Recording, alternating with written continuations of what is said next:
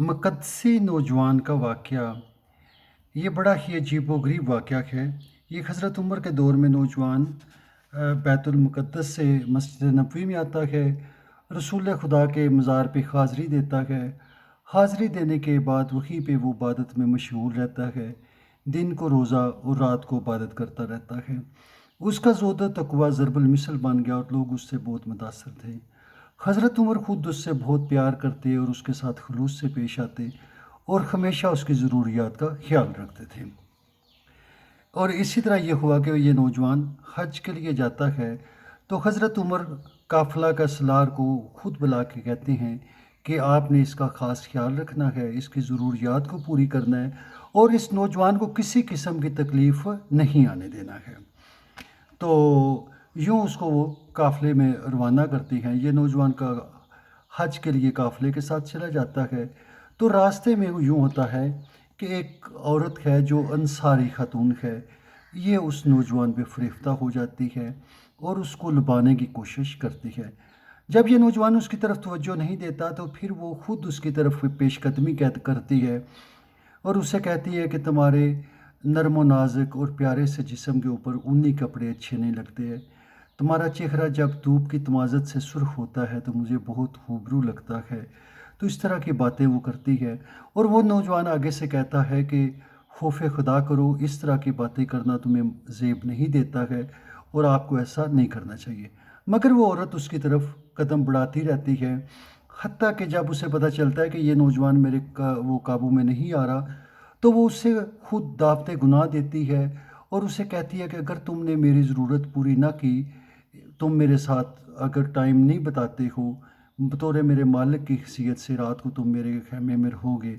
तो जब वो नौजवान कहता है कि मैं ऐसा नहीं कर सकता हूँ, तो वो रिएक्टिव हो जाती है और वो कहती है कि तुम नहीं जानते हो कि औरत अगर रिएक्टिव हो जाए और वो किसी से बदला लेने पे उतर आए, कोई मकर करे, तो वो बहुत सख्त होता है। तुम मेरे इंतकाम से बचो और मेरी ज़रूरत पूरी करो। मगर वो नौजवान कहता है तूने जो करना है कर ले, मैं ऐसी हरकत करने वाला नहीं हूँ, मैं खुदा के ज़ाब से डरता हूँ और मैं हज पे जा रहा हूँ, इन कामों के लिए मेरे पास वक्त नहीं है। अब ये औरत क्या करती है, एक रात को वो मुक़द्दसी इबादत कर रहा है। ये औरत उसके सामान के अंदर अपनी थैली जिसमें 500 दिनार थे वो डाल देती है और अगले दिन वो वावेला करती है। सलारे काफ़िला को बताती है कि जनाब मेरे वो पैसे गुम हो गए हैं। वो सभी लोगों की तलाशी ली जाती है। तलाशी लेते रहते हैं। मुक़द्दसी जो है वो रात की इबादत की वजह से सोया होता है और आखिरकार वो कहती है कि ये नौजवान बाहर से आया है, इसको हम लोग नहीं जानते हैं, पता नहीं इसका अंदर क्या है, बाहर क्या है, ये किस तरह का है।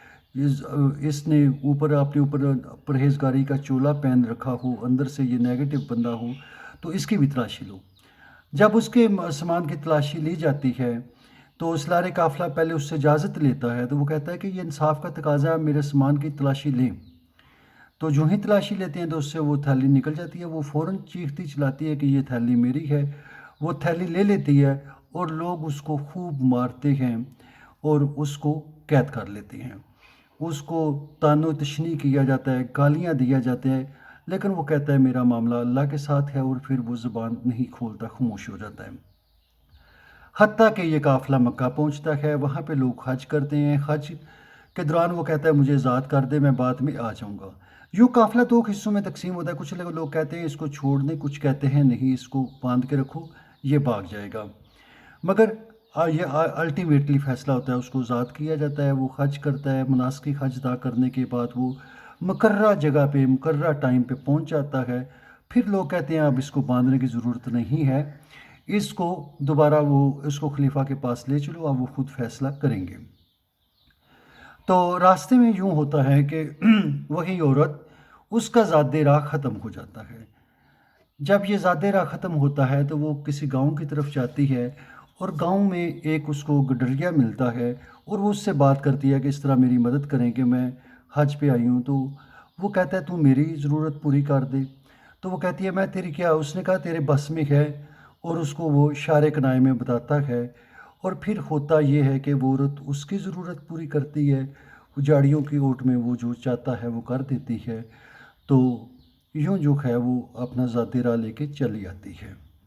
اب پھر یہ قافلہ چلنے لگتا ہے، وقت گزرتا جاتا ہے، کچھ دن گزرتے ہیں تو یہ رفع حاجت کے لیے جاڑیوں میں گئی ہوتی ہے، وہاں سے واپس آ رہی ہوتی ہے تو اس کو بوڑھا سا ایک آدمی ملتا ہے۔ وہ بوڑھا اس سے کہتا ہے کہ کیا تو حاملہ ہے؟ تو یہ عورت انکار کرتی ہے۔ اس نے کہا نہیں، تو نے جو 2 دن پہلے جو وہ کام کیا ہے اس کے اب اثرات تمہارے جسم پہ ظاہر ہونے شروع ہو چکے ہیں اور تو حاملہ ہے۔ پھر وہی بوڑھا اس کو کہتا ہے کہ یہ سارا مقدسی کے نام تھوپ دینا، اس طرح تیری جو ہے وہ جان خلاصی ہو جائے گی اور لوگ جو ہیں اس کو سزا دیں گے، تجھے کچھ نہیں ہوگا۔ اب وہ دوبارہ قافلے میں آتی ہے، سلارے قافلہ کے سامنے روتی پیٹتی ہے اور اسے کہتی ہے کہ میرے ساتھ اس نے یہ کیا، میرا منہ کالا کر دیا ہے، مجھے کسی جوبا نہیں چھوڑا ہے۔ اب وہ پھر دوبارہ لوگ اس کو مارتے ہیں اور اس کا جو ہے وہ گالیاں اور تانے تشنی، اور پھر اس کو قید کیا جاتا ہے، حتیٰ کہ یہ قافلہ مدینہ پہنچتا ہے اور حضرت عمر کے سامنے اس کو پیش کیا جاتا ہے۔ تو حضرت عمر پہلے ہی قافلے کا انتظار کر رہے تھے، وہ بڑے سخت غصے میں آتے ہیں، ناراض ہوتے ہیں اور کہتے ہیں کہ اس کو سخت سزا دی جائے گی۔ وہاں پہ حضرت علی کا گزر ہوتا ہے، وہ بھی وہاں پہ آ جاتے ہیں۔ تو آپ بغور اس کو مقدسی کو دیکھتے ہیں اور کہتے ہیں کہ میں علی گواہی دیتا ہوں، نہ ہی اس نے چوری کی اور نہ ہی اس نے زنا کیا ہے۔ تو حضرت عمر ایک دم کھڑے ہو جاتے ہیں، کہتے ہیں علی آپ کیا بات کر رہے ہیں؟ تو آپ کہتے ہیں کہ آپ کے پاس اس نوجوان نے ایک وہ شیشی رکھی تھی، مطلب وہ ایک ڈبیا رکھی تھی۔ جب یہ حج پہ گیا تھا تو اس نے ایک ہاتھی دانت کی بنی ہوئی ڈبیا جس کے اوپر کفل لگا ہوا ہے وہ آپ کے حوالے کی تھی، آپ کو مانت دی تھی۔ تو آپ نے کہا وہ دی تھی، تو آپ نے کہا کہ وہ آپ وہ منگوا لیں وہ ڈبیا اور اس کے بعد میں اس سے بات کرتا ہوں۔ تو آپ نے اس عورت کو بلایا اور آپ نے اسے کہا کہ جو میں بات کہتا ہوں وہ سچ سچ بتا دے۔ اب عورت نے وہ دوبارہ کہانی دہرائی کہ کیسے اس نے وہ میرے وہ قافلے والوں کے سامنے میرے پیسے وہ اس کے مال سے نکلے ہیں، اور جہاں تک اس کا زنا کا تعلق ہے، کیا اس نے گواہوں کے سامنے میرے ساتھ کرنا تھا؟ تو میں کہاں سے گواہ لاؤں؟ میں رات کو سوئی ہوئی تھی اور یہ میرے اوپر اس نے آ کے قبضہ کیا اور یہ حرکت کی۔ آپ نے کہا تو جھوٹ بولتی ہے، تو نے پہلا بھی جھوٹ بولا ہے اور دوسرا بھی جھوٹ بول رہا ہے، اور تو نے یہ غلط بات کی ہے اور میں تیرے تمام کرتوت جانتا ہوں۔ تو حج سے جانے سے پہلے کیا تھی اور تیرے کیا کرتوت تھے وہ میں گواہوں کے سمیت تمہارے سامنے پیش کر سکتا ہوں۔ اب وہ عورت تھوڑی ڈر گئی، تو پھر آپ نے کہا کہ تو نے کیسے اس کے سامان میں اپنا وہ سونے کے وہ 500 دینار رکھے اور کس طرح اس کو بدنام کیا۔ اس کے بعد تو نے کس طرح گڈریے کو ملی، کیسے اس نے تجھ سے اپنی حاجت مانگی اور کیا تو نے اس سے باتیں کی۔ تمام ڈائلاگز اس کو بڑے کمپلیٹلی وہ جو ہے اس کے کتاب کے صفحہ نمبر 105 اور 107 پہ یہ ڈائلاگز موجود ہیں۔ You can read, it's very interesting. برصورت علی کہتے ہیں کہ اس نے یہ حرکتیں نہیں کی، یہ گڈریا تھا، اور پھر تجھے شیطان ملا۔ اس نے کہا مولا مجھے کبھی شیطان تو نہیں ملا۔ انہوں نے کہا جو تجھے بوڑھا ملا تھا، جو سفید کپڑوں میں ملبوس تھا، جس کے ابرو جو تھے وہ اس کے آنکھوں پہ گرے ہوئے تھے اور اس کے ہاتھ میں ایک لمبی سی تسبیح تھی اور دوسرے ہاتھ میں ڈنڈا تھا، تو آپ نے کہا وہ سیاہ رنگ کا بوڑھا وہی شیطان تھا، اسی نے تجھے مشورہ دیا تھا کہ یہ مقدسی کے نام یہ ظلم تھونپ دو، اور تو نے اس کی بات مان لی تھی۔